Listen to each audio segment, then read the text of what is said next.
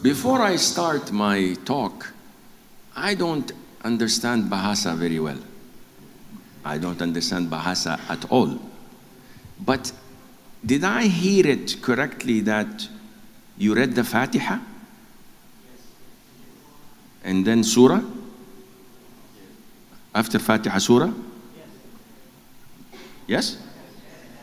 And then Takbir and Ruku'? Why do you recite the Fatiha?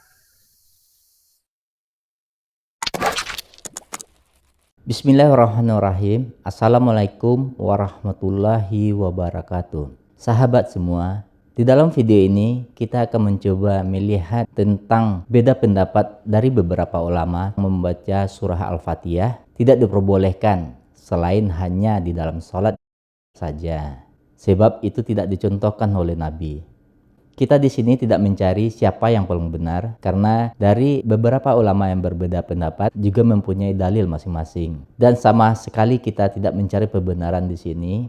Dan contoh membaca surah Al-Fatihah yang tidak diperbolehkan oleh Syahsin karena tidak dicontohkan oleh Nabi Muhammad SAW, seperti membaca Al-Fatihah di waktu pembukaan pengajian, Al-Fatihah untuk suatu hajat, Al-Fatihah untuk orang tua mungkin, dan Al-Fatihah untuk acara-acara tertentu. Baiklah, marilah kita melihat sebuah video yang disampaikan oleh Tuan Guru kita, Ustadz Adi Hidayat, di mana Ustadz Adi mempunyai pandangan berbeda dengan yang telah disampaikan oleh Syekh.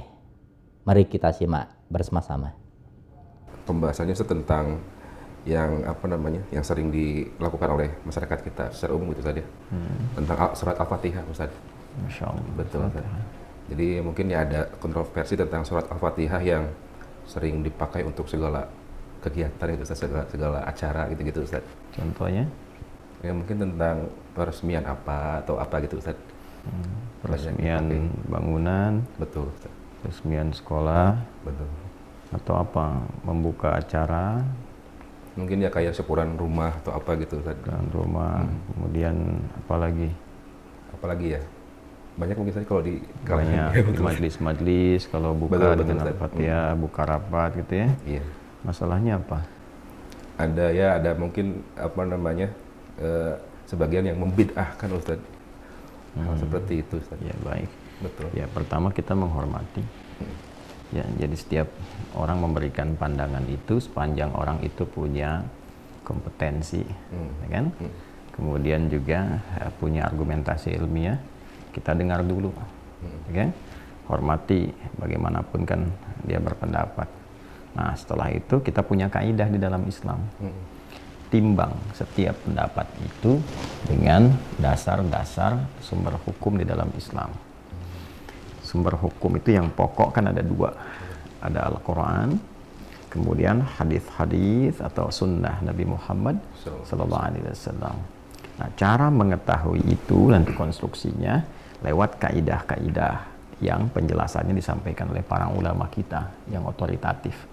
Maka di sini Nabi katakan para ulama itu yang otoritatif, pewaris Nabi, untuk menjelaskan, karena kita nggak bisa mengakses langsung pada Al-Quran, pada hadis, ya, atau langsung memahami kecuali dengan turunan transmisi penjelasan Nabi yang disampaikan dari Nabi pada sahabat beliau, dari sahabat kalangan ulama di antara sahabat itu mengambil itu lalu meneruskan mengajarkan kepada orang setelahnya, orang setelahnya, orang setelahnya. Nah, runtutan ini itu disebut dengan sanad namanya. Itulah yang menjaga kemurnian, kebenaran, otentisitas, validitas ajaran Islam sehingga tidak ada potensi untuk menyimpangkan dari standar-standar yang benar untuk beribadah. Itu yang menjadikan sampai sekarang kita sholatnya nggak ada perbedaan, Qurannya terjaga, amalan pokok dalam Islam rukun yang 5 semua sepakat, nggak ada perbedaan. Jelas sampai sini? Nah, bila sudah paham 3 hal ini, mari kemudian kita timbang ya bagaimana hukumnya membacakan Al-Fatihah di luar konteks sholat ya. Baik, kan bisa dibaca dalam sholat, bisa dibaca di luar sholat. Di luar sholat itu yang tadi seperti Roski contohkan, ingin meresmikan bangunan, atau tadi saya tambahkan ingin membuka majelis misalnya, atau bahkan membuka rapat, pertemuan, dan sebagainya. Hukumnya bagaimana? Baik, di Islam itu itu ada dua sifat ibadah secara umum ya. Yang satu yang disebut dengan muqayyad. Muqayyad itu sesuatu yang terikat oleh tempat, oleh keadaan, oleh waktu, rukun, syarat. Jelas? Yang kedua mutlak. Mutlak itu nggak diikat oleh waktu tertentu, di tempat tertentu, dengan syarat atau rukun tertentu. Nah, kaitan dengan Al-Fatihah ini itu ada masuk kepada dua bagian yang dimaksudkan tadi. Ada yang sifatnya bacaan Al-Fatihah itu muqayyad, ada yang mutlak. Contoh, kapan Al-Fatihah dibacanya dengan ragam muqayyad, hukum yang terikat dalam sholat. Ya, bahkan jadi rukun kan dalam sholat itu. Karena itu, ketika kita menunaikan sholat, ya kan ada rukunnya, ada syaratnya. Di antara syarat untuk menunaikan sholat harus berwudu.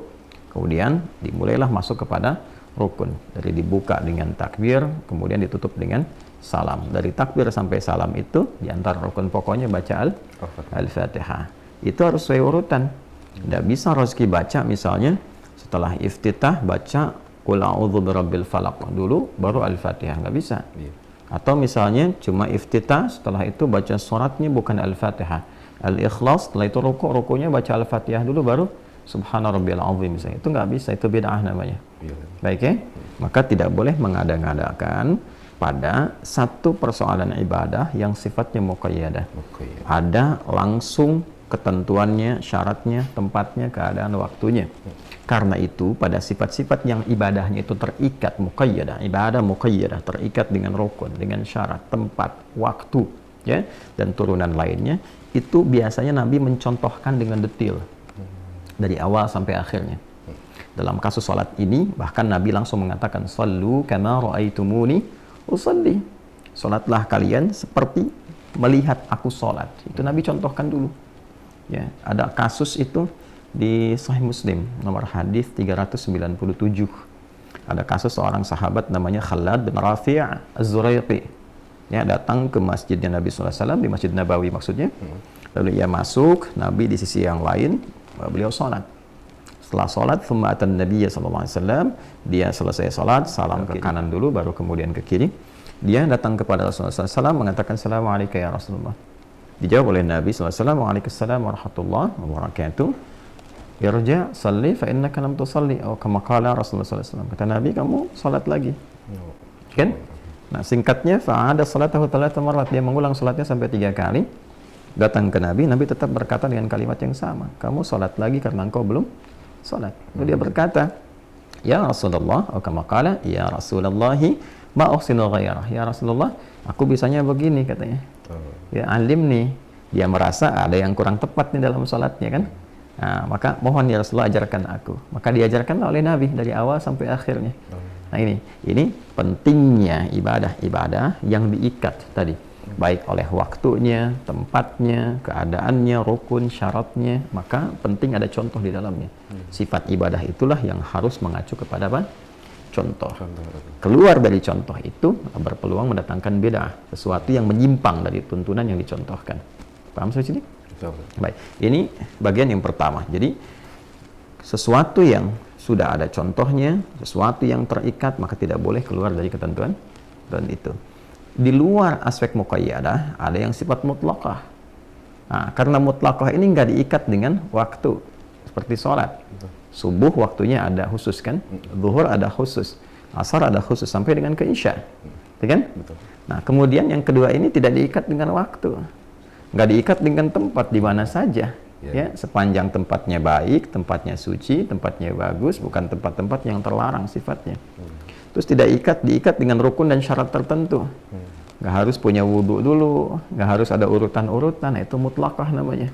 Nah, Al-Fatihah bila tidak dibacakan di dalam sholat yang muqayyadah dan dia diamalkan dalam mutlaqah, maka tidak terikat seperti ketentuan sholat. Nah, jelas sampai sini? Ini dulu dasar yang pertama, dan tidak perlu ada contoh. Jelas ya? Kenapa? Karena dibuat umum oleh Nabi, bukan dibuat khusus, sehingga memudahkan setiap umatnya itu untuk menunaikan dalam keadaan-keadaan yang mungkin berbeda. Dibuat umum oleh Nabi, tidak dibuatkan khusus. Jadi penting untuk dipahami bahwa jangan sampai disimpulkan semua amalan itu mesti dicontohkan oleh Nabi. Jelas ya? Jangan disimpulkan demikian, karena Nabi pun memberikan dua contoh. Contoh pertama yang terikat, contoh kedua umum. Nah, contoh yang terikat itu spesifik penunaian dari awal sampai akhir. Mesti ada contoh. Seperti tadi apa? Sholat. Ya, haji, khudhu anni manasikakum. Ya, kalian harus bermanasik seperti aku. Ambil contohku, itu kata Nabi. Ya kan? Tapi ada yang Nabi memberikan fleksibilitas. Contohnya itu nggak spesifik Nabi contohkan, tapi disampaikan umum. Tuh, ya. Jadi untuk apa hikmahnya? Memudahkan, karena nggak semua aktivitas yang akan dikerjakan umat Nabi itu seragam semua. Ya. Nah, biasanya pada amalan-amalan yang oleh Nabi dibuat penunaiannya itu dipersilahkan secara umum ditunaikan, tapi amalnya serupa, berarti ada kemuliaan di amalan itu yang manfaatnya bisa didapatkan dalam berbagai aktivitas yang banyak. Itu poinnya. Ya. Nah, maka disitulah kemudian kita temukan Al-Fatihah termasuk bagian di ragam itu, saking istimewanya. Ya, jadi Al-Fatihah itu memang ayat khusus, ya, dan surah khusus. Jadi saya katakan setiap ayatnya. Kalau saya katakan ayat itu setiap ayatnya. Setiap ayat. Ya.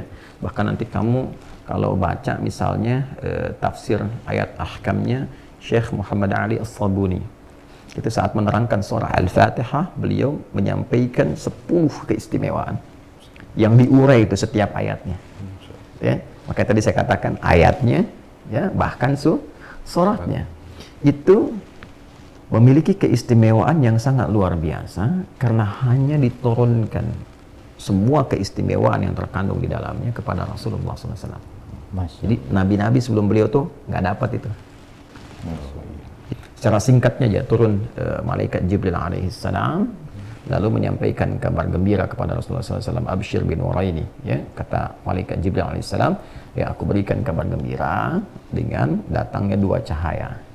Dengan dua cahaya ini khusus diberikan kepada Muhammad SAW dan tidak pernah diberikan pada nabi-nabi sebelumnya. Nah, apa itu dua cahaya itu? Surah Al-Fatihah dan penutup surah Al-Baqarah. Ya, nanti di hadis terusannya kalau kita baca itu detailnya itu 2 ayat terakhir surah Al-Baqarah. Amanar Rasulu sampai la yukallifullahu nafsan illa wus'aha. Nah, komen yang paling menarik saya ingin tunjukkan di akhirnya tuh, yang kalau dibacakan setiap hurufnya, ya, setiap hurufnya dibacakan, tidak akan terjadi setelah bacaan itu kecuali kalau kita minta apapun itu diberikan. Ya, kalau benar bacanya, ya. Nah, sekarang hadis ini memberikan kesan bahwa surah Al-Fatihah dan surah Al-Baqarah, ya, khususnya 2 ayat terakhirnya, kalau kita ambil Al-Fatihahnya dulu, ya, karena pertanyaan tadi di Al-Fatihah, ini memiliki keutamaan yang bisa digunakan untuk tawassul. Tawassul itu menjadikan amal soleh sebagai perangkat yang kita mohonkan dengan amal soleh itu kepada Allah untuk mengabulkan doa atau memudahkan apa yang akan kita kerjakan atau menggapai apa yang kita harapkan.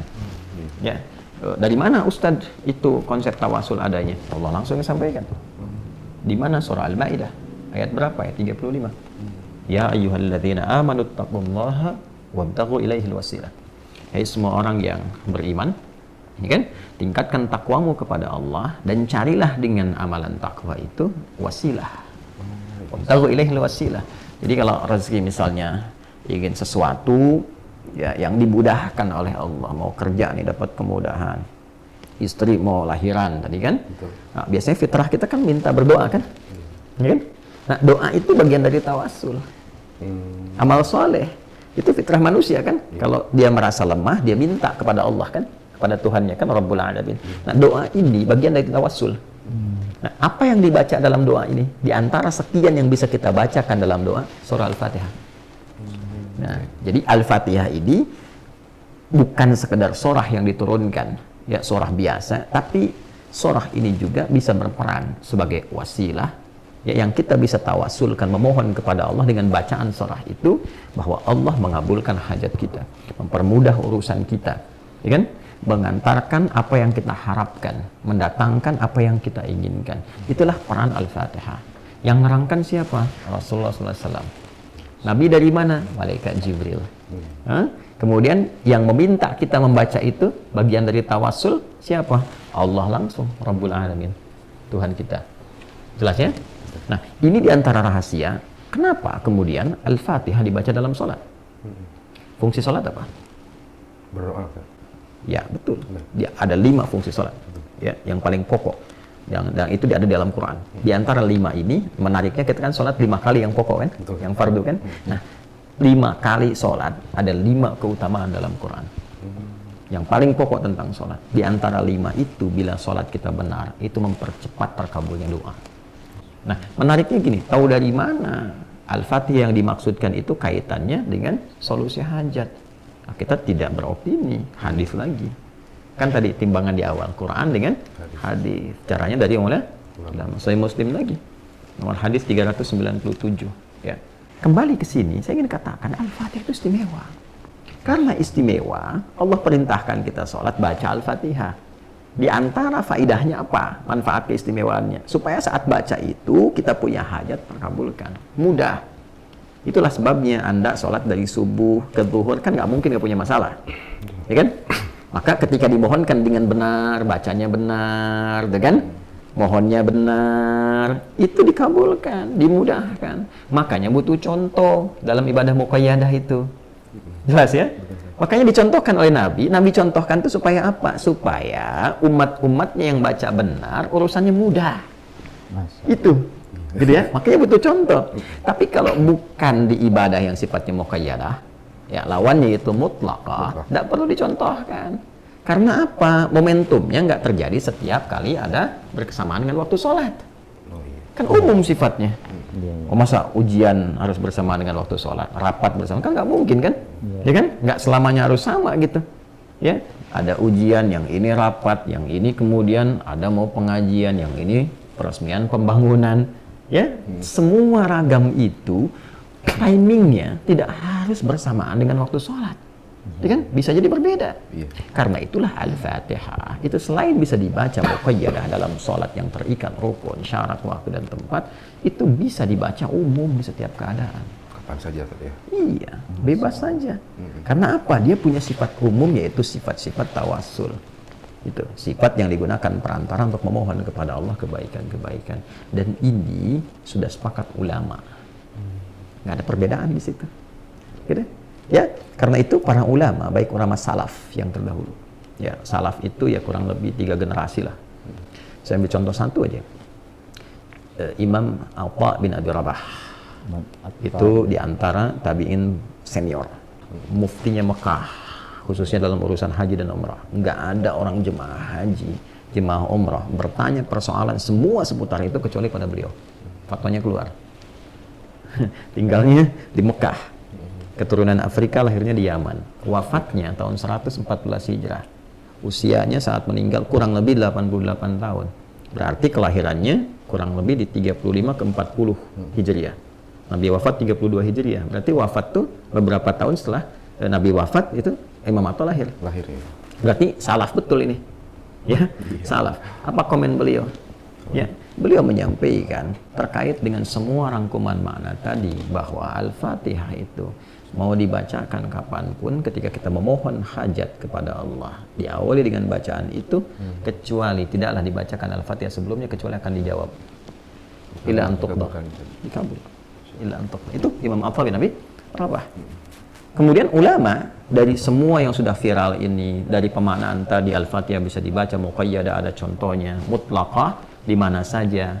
Tak perlu langsung ada contoh, karena nggak mungkin Nabi mencontohkan peresmian bangunan majelis taklim, nggak mungkin, karena umum. Yang umum itu nggak usah dikasih contoh lagi, tinggal dikasih kalimat umum selesai, ya kan? Dari pernyataan ulama-ulama yang salaf tadi, kemudian melihat dari dalil Qur'annya, hadisnya, generasi setelahnya mengikuti. Nah, ikut namanya salafi, i-nya itu pengikut, ikut kepada amalan orang-orang salaf terdahulu, dengan gambaran mereka. Ya, semua orang Islam itu ya pasti kalau sholat kan nggak mungkin nggak ngikut orang sebelumnya, pasti ngikut. Jadi semua orang Islam itu sifatnya salafi. Jadi bukan nama khusus ya untuk kondisi atau kelompok ini tertentu, tidak. Yaitu nama yang mewakili sifat keadaan gitu ya. Nah, terlepas dari semua istilah-istilah itu, kita kembalikan Syekhul Islam Ibnu Taimiyah paham betul dengan itu. Syekhul Islam Ibnu Taimiyah itu punya kebiasaan, kalau Anda nanti baca di antara biografi beliau itu kalau ba'da subuh, dari mulai sampai ke syuruk, subuh sampai ke syuruk, matahari di awal pertama kali setelah naik terbit ya, kemudian satu tombak bayangannya, itu mengulang-ulang Al-Fatihah aja. Bismillahirrahmanirrahim. Alhamdulillahirabbil alamin arrahmanirrahim sampai waladhdallin. Selesai ulang lagi, sampai matahari terbit, sampai masuk syuruk. Jadi zikir gitu ya. Ya, pertanyaannya contohnya ada nggak dari Nabi? Nah, itu. Nggak ada. Apa beliau melakukan bid'ah? Buniyatu billah. Nggak bisa kita langsung vonis ini bid'ah, tidak mungkin. Orang saleh berilmu, kan ilmunya tinggi, mufti, syekhul Islam gelarnya. Jangan sampai Rusdi berkata begini misalnya, kalau baik pasti dicontohkan Nabi. Oh iya. Nah, kalau benar pasti itu dicontohkan. Nah, itu bukan kaidah fikih dan nggak pernah ada ulama bikin kaidah begitu. Karena ulama tuh paham mana yang dicontohkan Nabi, mana yang tidak dicontohkan Nabi. Tidak semua yang baik-baik itu Nabi harus contohkan. Oh iya. Karena mungkin selera umatnya bisa berbeda, kondisinya nggak sama. Nabi nggak pernah contohkan makan daging dob. Ya, dob itu kayak semacam lebih besar dari kadal, kayak biawak. Oh, biawak. Gurun pasir. Oh iya. Gitu kan? Apa hukumnya itu? Halal, karena Khalid pernah nanya, konfirmasikan. Khalid mau makan, tanya dulu. Tapi Nabi kan nggak selera. Nabi nggak contohkan makan, Nabi diam. Tapi Nabi nggak larang Khalid. Khalid makan nggak dilarang. Itu takrir namanya. Ya, dalam ilmu tasyri' itu takrir, ketetapan Nabi boleh. Cuma kok Nabi nggak contohkan karena nggak selera. Nabi seleranya daging kambing, jadi nggak makan itu. Khalid silahkan makan. Khalid kenapa nanya? Karena Khalid itu orang perang, jenderal perang. Ke lapangan, ya di lapangan nggak ada kambing guling. Yang ada ya dob dan yang lainnya. Gitu dikonfirmasi. Berarti salaf betul ini. Ya, salaf. Pasti orang dulu udah ngerjakan kalau itu baik. Nah, itu kaidah jahiliyah sebetulnya, bukan kaidah fikih. Jadi komen orang jahiliyah ketika diajak, komennya begitu, yang Muhammad SAW. Ya kan? Hei orang-orang pengikutnya, kalau yang ente bawa itu baik, orang dulu udah praktekkan. Ya, cuman karena dulu nggak praktekkan, kami nggak ikut kamu. Nah, itu kaidahnya. Nah, itu bukan kaidah fikih, karena itu nggak bisa dipakai dalam hukum fikih. Nah, itu pentingnya ngaji, pentingnya belajar. Tapi dengan ini pun tidak boleh merendahkan orang lain. Jadi kita belajar ibrahnya itu sebagai apa? Nah, sebagai wasilah mendapatkan ilmu. Dan tetap kita menghormati. Ya, jadi jangan sampai ada satu gambaran dalam hati untuk menjatuhkan orang lain. Ya, untuk merendahkan orang nggak boleh. Karena orang pun sesungguhnya sedang belajar untuk menemukan yang benar. Disitulah kemudian kita dengan izin Allah mohon kepada Allah untuk bisa memahami dan bisa diizinkan oleh Allah memberi pencerahan dengan garis yang senafas dengan petunjuk Rasulullah SAW. Paham? Insyaallah. Sudah? Alhamdulillah Ustaz, sudah jadi apa? Jadi tahu bagaimana menyikapinya Ustaz. Jadi insyaallah. Alhamdulillah. Sudah paham? Insyaallah. Al-Fatihah. Bismillahirrahmanirrahim. Alhamdulillahirabbil alamin arrahmanirrahim maliki yaumiddin. Iyyaka na'budu wa iyyaka nasta'in ihdinas siratal mustaqim siratal ladzina an'amta 'alaihim ghairil maghdubi 'alaihim waladdallin. Allahumma faqihna fid din wa 'allimna ta'wil. Sallallahu alaihi wasallam Muhammad wa ala alihi wa sahbihi ajmain. Alhamdulillahirabbil alamin. Nah ya, terima kasih ya. Baik, begitulah cuplikan video dari Ustadz Adi Hidayat tentang membaca surah Al-Fatihah selain di luar salat. Sekali lagi, kita tidak saling menghakimi, tidak mencari siapa yang paling benar. Marilah kita saling menghargai satu sama lainnya. Silahkan berkomentar, jangan menghujat, jangan menghina. Terima kasih. Assalamualaikum warahmatullahi wabarakatuh. The Way of Love channel. Powerful Islamic reminder. Please subscribe, like, comment, and share. Thank you.